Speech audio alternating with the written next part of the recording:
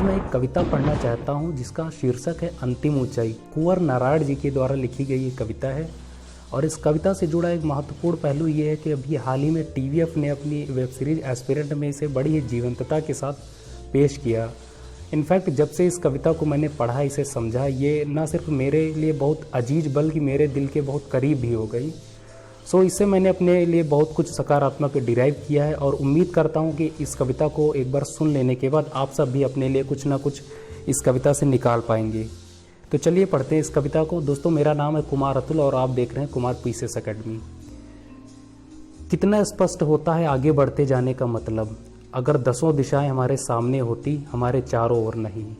कितना आसान होता चलते चले जाना, यदि केवल हम चलते होते, बाकी सब रुका होता। मैंने अक्सर इस उल जुलूल दुनिया को 10 सिरों से सोचने और 20 हाथों से पाने की कोशिश में अपने लिए बेहद मुश्किल बना लिया है।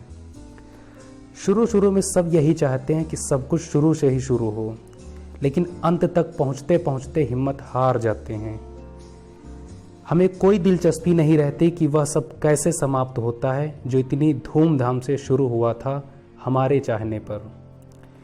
दुर्गम वनों और ऊंचे पर्वतों को जीतते हुए जब तुम अंतिम ऊंचाई को भी जीत लोगे, जब तुम्हें लगेगा कि कोई अंतर नहीं बचा अब तुम में और उन पत्थरों की कठोरता में जिन्हें तुमने जीता है, जब तुम अपने मस्तक पर बर्फ का पहला तूफान झेलोगे और कांपोगे नहीं, जब तुम पाओगे कि कोई फर्क नहीं रहा सब कुछ जीत लेने में और अंत तक हिम्मत ना हारने में, सब कुछ जीत लेने में और अंत तक हिम्मत ना हारने में, सब कुछ जीत लेने में और अंत तक हिम्मत ना हारने में।